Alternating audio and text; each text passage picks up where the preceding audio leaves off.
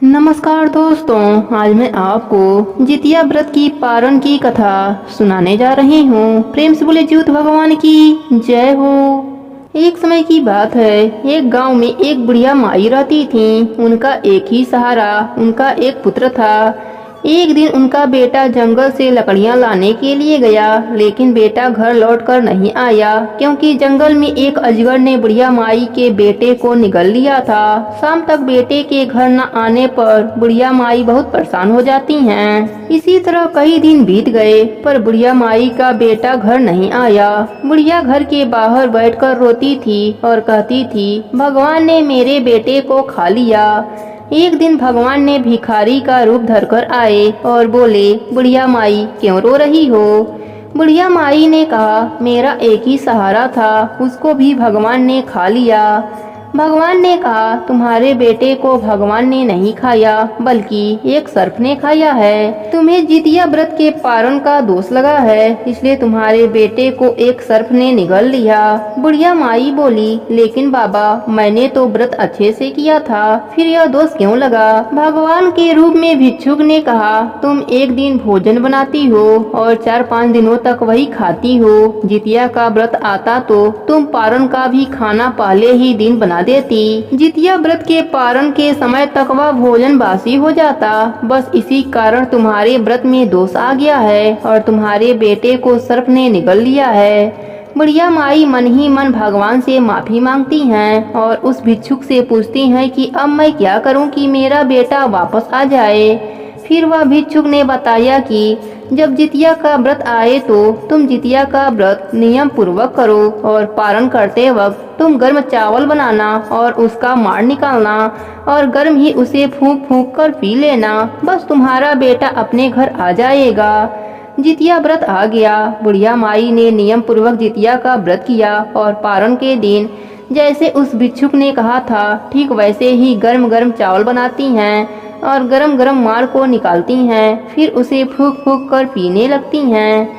जैसे जैसे बुढ़िया माई माड़ को पी रही हैं, वैसे वैसे सर्प बेटा को बाहर निकाल रहा है। आखिरकार बेटा सर्प के पेट से बाहर निकल जाता है और अपने घर वापस आ जाता है। बेटा अपने सर से लकड़ियों का गट्ठर पटकते हुए बोलता है, माँ माँ। बुढ़िया माई घर के अंदर से भागती हुई अपने बेटे को गले से लगा लेती हैं और उनकी आंखें भी ठीक हो जाती है। तभी जीवित भगवान प्रकट हो जाते हैं और कहते हैं कि जाओ तुम सभी से कह दो कि अपने पुत्र की सलामती के लिए सभी व्रती पारण के समय ताजा भोजन करें। तभी से लोग जितिया व्रत के पारण में गर्म भोजन करने लगे। प्रेम से बोले जीवित भगवान की जय हो। एक समय की बात है, एक नगर में एक राजा और रानी रहते थे। उनका एक ही पुत्र था।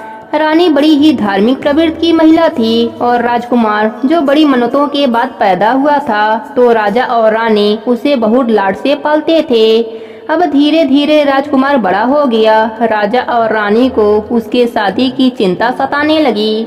अब उन्होंने एक योग्य लड़की देखकर राजकुमार का विवाह कर दिया। अब उनका समय बड़ी खुशी से बीत रहा था, लेकिन कहते हैं ना, जो इस संसार में आया है उसे एक दिन जाना ही होता है। इस तरह से राजा बीमार रहने लगा और वह परलोक सिधार गया। राजा के कुछ दिन बाद रानी भी परलोक सिधार गई। अब जो राजकुमार था वह राजा बन गया। अब जो रानी थी उसने भी एक सुंदर पुत्री को जन्म दिया। लड़की बहुत सुंदर थी, लेकिन कहते हैं ना, मरण और जीवन भगवान के हाथों में है, उसमें किसी का जोर नहीं। बच्ची को जन्म देते ही रानी भी परलोक सिधार गई। अब राजा भी बेचारा अकेला रह गया। अब उसने लड़की का देखभाल करने लगा। 2-4 दिन 10 दिन तो बीत गए, लेकिन वह राजकाल संभाले या लड़की की देखभाल करे। तब राजा के जो मंत्री जन थे उन्होंने राजा को समझाया कि महाराज आप दूसरा विवाह कर लो, जिससे आपकी बेटी भी पल जाएगी। आपकी बेटी तो वैसे ही इतनी अभागन है, बेचारी के जन्म लेते ही उसकी माँ स्वर्ग सिधार गई, इसलिए इस बेचारी का नाम उन्होंने दयावती रख दिया। अब राजा को सबकी सलाह अच्छी लगी। राजा की दूसरी शादी हो गई। दूसरी रानी घर में आ गई। दूसरी रानी को दयावती बिल्कुल भी नहीं भाती थी। वह उससे बहुत चिढ़ती थी। दयावती अभी बहुत छोटी थी। उसे वह भूखा रखती, वह रोती रहती, लेकिन उस पर कोई ध्यान नहीं देती थी। जब राजा आ जाता तो उसके सामने उसे छोटी बच्ची का देखभाल करने का दिखावा करती। वह समझता था कि मेरी बेटी का अच्छे से देखभाल हो रहा है। धीरे धीरे दयावती 1 साल की हो गई थी। उसके घर में एक और पुत्री का जन्म हुआ। उसके आने से पूरे नगर में मिठाइयाँ बटी, नाच गाना हुआ और उस लड़की का नाम सुखवती रख दिया गया। सबने कहा कि उसके आने से घर में खुशी का माहौल हो गया है। राजा की 2 बेटियां हो गई, दोनों में 1 साल का अंतर था। अब धीरे धीरे लड़कियां थोड़ी बड़ी हो गईं। जो रानी की थी वह अपने बेटी को बहुत प्यार करती थी। उसका बचा कुचा जो बासी भोजन होता उसे वह दयावती को दे देती। दयावती बहुत होनहार लड़की थी। वह बहुत पूजा पाठ करती थी। जहाँ भी नगर में पूजा पाठ होता वह वहाँ चली जाती। उससे उसको बहुत मार पड़ती, साथ ही डांट भी खानी पड़ती, लेकिन उसका मन पूजा पाठ में बहुत लगता था। रानी को इस बात से बहुत जलन होती थी कि यह तो बहुत पूजा पाठ करती है, क्योंकि दयावती जो थी वह सुखवती से ज्यादा सुंदर भी थी। उस चीज का भी रानी को बहुत जलन होता था। अब रानी की बेटी सुखवती विद्यालय में जाती पढ़ने के लिए, लेकिन जो दयावती थी वह घर पर रहती, उसको पढ़ने के लिए नहीं जाने देती थी। जब राजा ने कहा कि इसको भी विद्यालय में पढ़ने जाने दो तो रानी ने कहा कि मेरी तबीयत खराब रहती है, यह तो बड़ी है, थोड़ा हाथ बटाएगी तो मेरा भी काम हो जाएगा। और राजा के जाने के बाद वह दुखवती से घर का सारा काम कराती, उसे तरह तरह से दंड देती, उसको हर तरह से दुख प्रदान करती। अब धीरे धीरे दोनों कन्याएं बड़ी होने लगीं और विवाह योग्य हो गईं। अब राजा भी जान चुका था कि रानी दयावती को बिल्कुल पसंद नहीं करती है, उसके साथ सौतेला व्यवहार करती है। अब रानी ने कहा इस दयावती की शादी कर दो, जिससे कि हमें इससे छुटकारा मिल जाए। राजा ने कहा ठीक है, शादी लायक तो मेरी बेटी हो गई है, सही लड़का मुझे मिलने दो। इस पर रानी अनशन लेकर बैठ गई और सोचने लगी दुखवती के जीवन में सुख नहीं होने चाहिए। यह सोचकर राजा से जिद करने लगी, या तो इस लड़की का विवाह किसी गरीब घर में करा दो, नहीं तो मैं जहर खाकर अपनी जान दे दूंगी। अब राजा एक रानी को खो चुका था, वह दूसरी रानी को खोना नहीं चाहता था, इसलिए वह बहुत डर गया और उसने दयावती का विवाह भिखमंगा से करा दिया।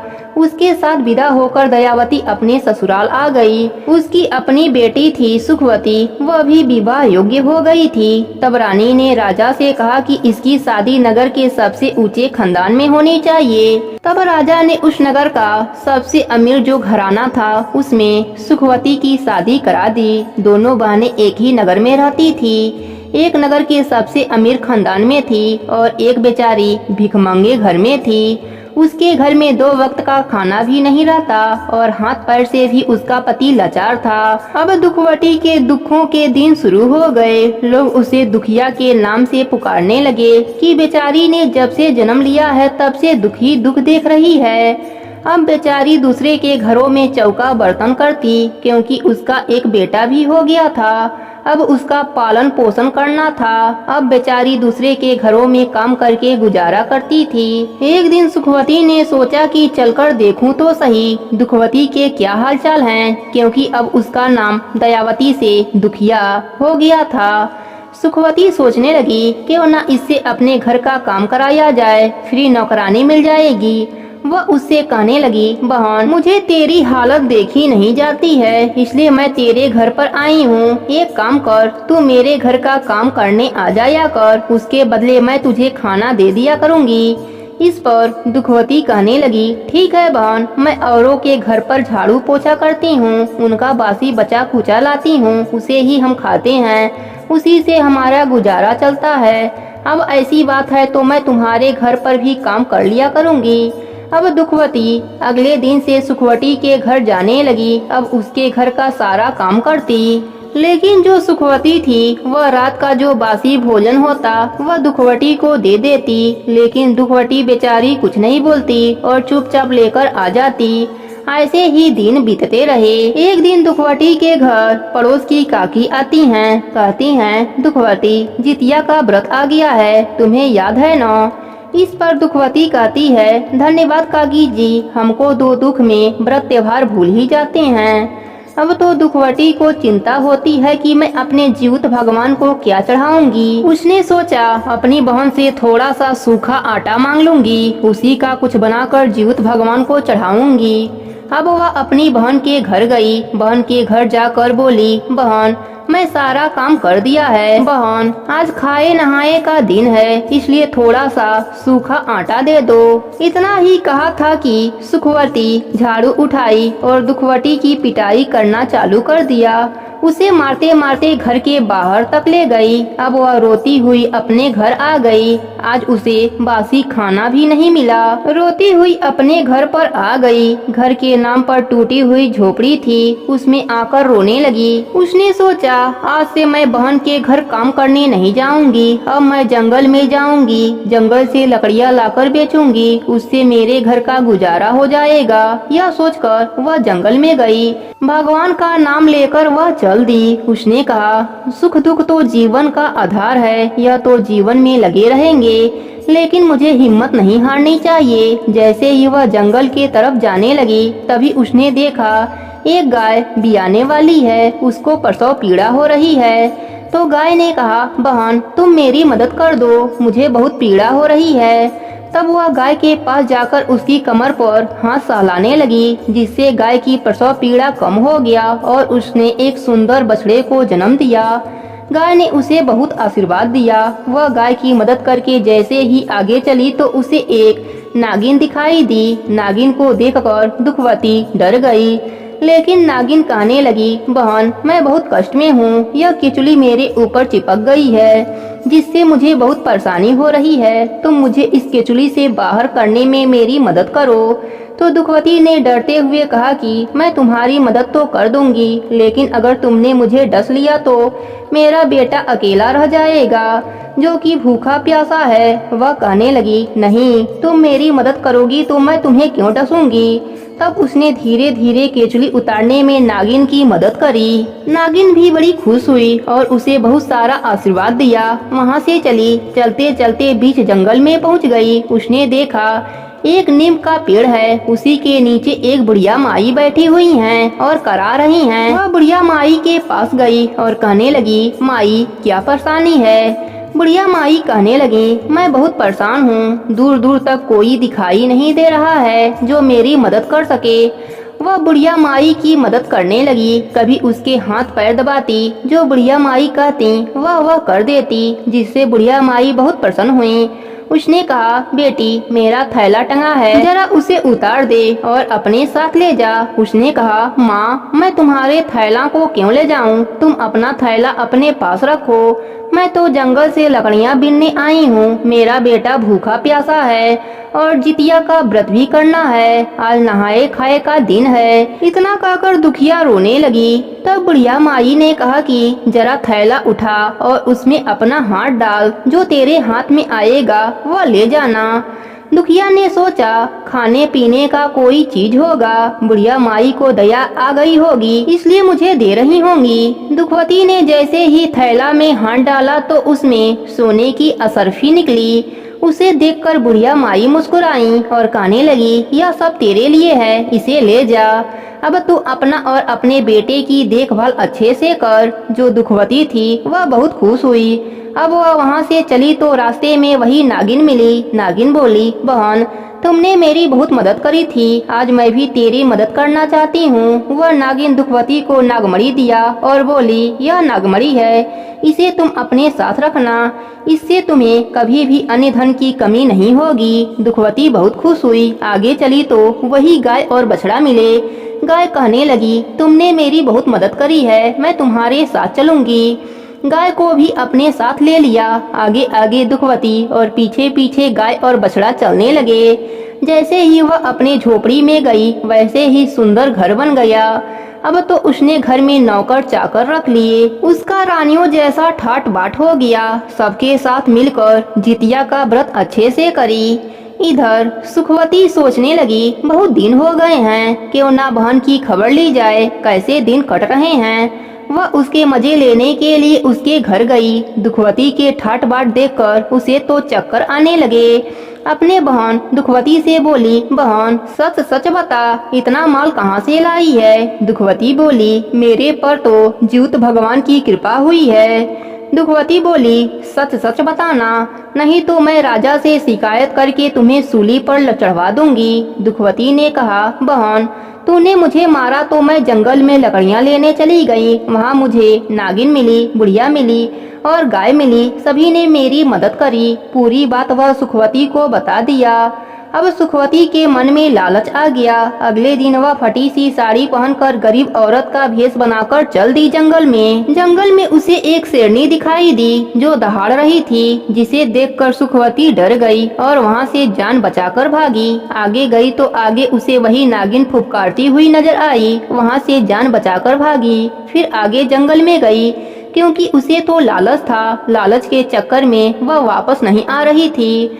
वह तो आगे बढ़ती ही जा रही थी कि आज मैं भी दुखवती की तरह धन दौलत लेकर आऊंगी। यह सोचते सोचते वह उसी पेड़ के पास जा पहुंची जहां पर बुढ़िया माई बैठी हुई मिली, क्योंकि बुढ़िया माई कोई और नहीं था, वह ज्यूत भगवान की माँ थी। वह उन सब की परीक्षा ले रही थी। उन्होंने सुखवती से कहा, अरे बेटी, जंगल में कोई दिखाई नहीं दे रहा है, जरा यह घड़ा मुझे पकड़ा दे, मुझे बहुत प्यास लगी है। तो वह धुतकारती हुई बोली, मेरे पास इतना टाइम नहीं है जो तुम्हें पानी पिलाऊं, मैं तो यहाँ किसी काम से आई हूँ। बेचारी बुढ़िया माई चुप हो गई। थोड़ी देर बाद बुढ़िया माई फिर बोली, अरे बेटी, मेरे बाल में जुए देख लो, मुझे बहुत खुजली हो रही है। वह कहने लगी, तुम्हें क्या मैं जुए देखने वाली लग रही हूँ? मैं तुम्हारी नौकर नहीं हूँ। इस तरीके से वह बुढ़िया माई को डांट देती है। अब बुढ़िया माई कहती हैं कि मेरा थैला टंगा है, तुम्हें जो चाहिए इसमें से ले जा। अब उसे दुखनी की बात याद आ जाती है कि कैसे बुढ़िया माई उसे थैले में से धन ले जाने के लिए बोला था। वह बहुत खुश हुई। वह झटपट थैला उठाकर उसमें जैसे ही हाथ डाला, उसमें बहुत सारे कीड़े मकोड़े थे, उसके हाथों में चिपक गए। अब वह चिल्लाने लगी कि यह क्या किया? तुमने मेरे बहन को तो इतना धन दिया और मुझे यह कीड़े मकोड़े दिया। तब बुढ़िया माई एक छड़ी उठाती हैं और उसकी खूब पिटाई करती हैं और कहती हैं, तेरी बहन तो सतकी है, वह तो परम भक्त है, बड़ी भोली भाली है, और तू इतना कुछ होते हुए भी लालच के बल पर उसे नीचा दिखाने के लिए आई है। बुढ़िया माई उसे मारते मारते जंगल से बाहर लाती हैं। अब उसको अपने करनी पर बहुत पछतावा होता है। वह सीधे वहां से दुखवती के पास जाती है और उसके पैरों में गिरकर माफी मांगने लगती है कि बहन, बचपन से लेकर आज तक हमने तुम्हारे साथ बहुत बुरा किया है, तुम मुझे माफ कर दो।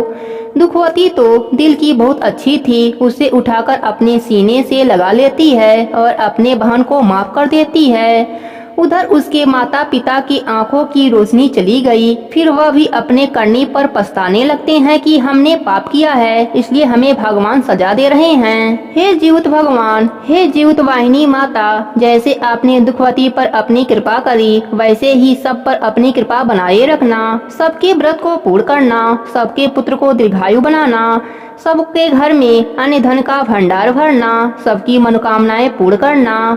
प्रेम से बोले जीवित भगवान की जय हो, जीवित वाहिनी माता की जय हो।